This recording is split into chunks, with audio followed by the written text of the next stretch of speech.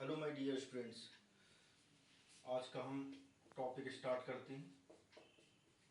आज का टॉपिक है हमारा ओम का नियम। सबसे महत्वपूर्ण नियम है इस यूनिट का। तो पहले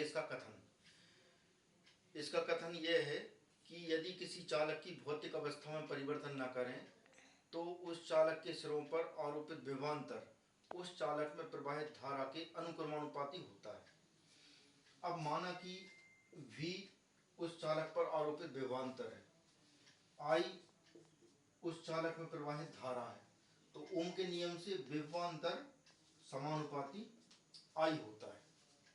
या फिर V बराबर RI। यहाँ R एक नियतांक है जिसे हम चालक का प्रतिरोध कहते हैं। अर्थात प्रतिरोध क्या निकलता है, R बराबर V बटे I। इस पे अभी हम चर्चा करेंगे। अब ओम का नियम का सत्यापन अगर हमको करना है तो हम क्या करते हैं,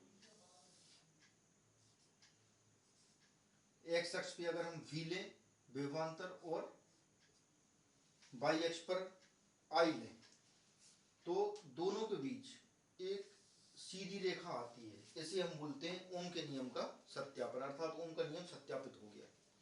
अब आती है बात प्रतिरोध की। प्रतिरोध नाम ही से लग रहा है कि वह चालक जो धारा के मार्ग में अवरोध उत्पन्न करता है, रुकावट पैदा करता है, उसको हम प्रतिरोध कहते हैं। इसका मात्रक ओम होता है, इसको हम ओम बोलते हैं, ऐसा बनता है ये। अब ये ऐसे ही परिभाषित कर सकते हैं, विभवांतर और धारा के अनुपात को हम प्रतिरोध कहते हैं।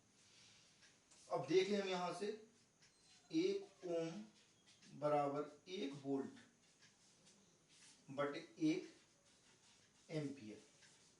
यहां से 1 ओम की परिभाषा निकल के आती है। यदि किसी चालक के सिरों पर 1 वोल्ट का विभवांतर आरोपित करते हैं और उसमें 1 एम्पियर की धारा प्रवाहित होती है तो उस चालक का प्रतिरोध कितना होगा, 1 ओम हम उसको कहते हैं।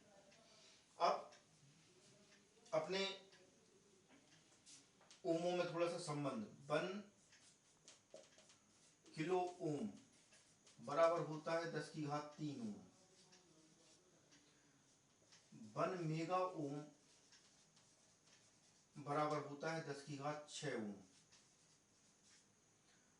1 मिली ओम बराबर होता है 10⁻³ ओम। और 1 माइक्रो ओम बराबर होता है 10⁻6 ओम। ये है हमारे विभिन्न मात्रकों में संबंध।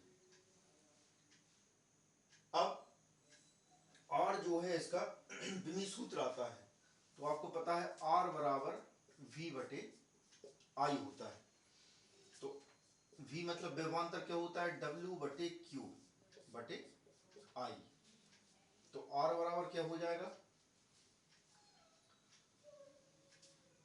इसको अपन सॉल्व कर लें, W बटे Q गुणित 1 बटे I।